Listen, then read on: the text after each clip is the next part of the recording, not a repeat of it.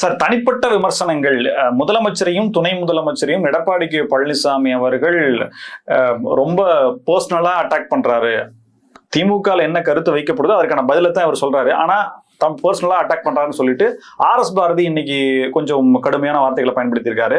ரெண்டாவது, துணை முதலமைச்சர் ரொம்ப கோவப்படுறாருங்க, எதிர்கட்சி தலைவர் சொன்னா இனிமே ஒரு கெட்ட வார்த்தை பேசுவார் போல அப்படின்ற மாதிரி அவர் ஒரு நக்கலா பேசியிருக்காரு. லஞ்ச பணம் வாங்கணும், திருப்பி கொடுத்துட்டோம்னு சொன்னமா இல்லையா? அது ஆக்சுவலா இருங்க அந்த மாதிரி இவரு செந்தில் பாலாஜி சொல்லவே இல்லை. இங்க நிறைய திமுகலயே நிறைய பேர் சொல்லிட்டு இருக்கிறாங்க, அவரும் திருப்பி கொடுத்துட்டாருங்க. இல்ல, நல்லா நீங்க அந்த இது எடுத்து பாருங்க. யாரோ ஒரு ஏஜென்சி அவங்கதான் சொல்லியிருக்காங்க, இந்த மாதிரிங்க நாங்க இந்த மாதிரி உங்களுக்கு வேலை கிடைக்கும் அப்படின்லாம் சொல்லி வாங்கினோம், இப்ப எங்க கிட்ட காசு இல்ல. சில பேருக்கு கொடுத்துட்டோம், சில பேருக்கு கொடுக்க முடியும், இப்படிதான் சொன்னாங்களே தவிர செந்தில் பாலாஜி அவர்கள் என் பிஏ வாங்கிட்டாரு எனக்கு தெரியாது நான் கொடுத்துட்டேன்னு எங்கேயுமே சொன்னதா எனக்கு தெரியலங்க.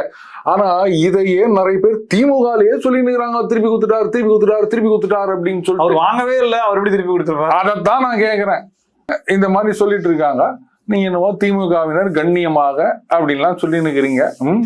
சரி விடுங்க, அதை தான் நான் அப்பவே சொல்லிட்டேன். ஒரு சமுதாயத்தை பத்தி கொச்சையா பேசும்போது அப்போ அது உங்களுக்கு பெருசா தெரியல, தனிநபர் அப்படின்னா. இது வரைக்கும் திமுகவினர் என்னென்னலாம் பேசியிருக்காங்க அப்படின்னு ஒரு பெரிய புத்தகமே போடலாம்.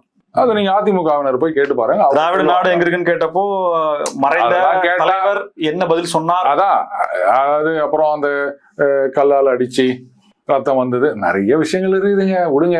அதனால இந்த கண்ணியத்தை பத்தியோ தனிநபர் விமர்சனத்தை பத்தியோ பேசுறதுக்கெல்லாம் இவங்களுக்கெல்லாம் ஒன்றும் யோகியதை கிடையாது. அவர் அண்ணன் ஆர்.எஸ். பாரதி சொல்றாரு, நீங்க என்கிட்ட வந்து கேட்டுக்கிறீங்க, நீங்க அவரான போய் கேட்கணும்.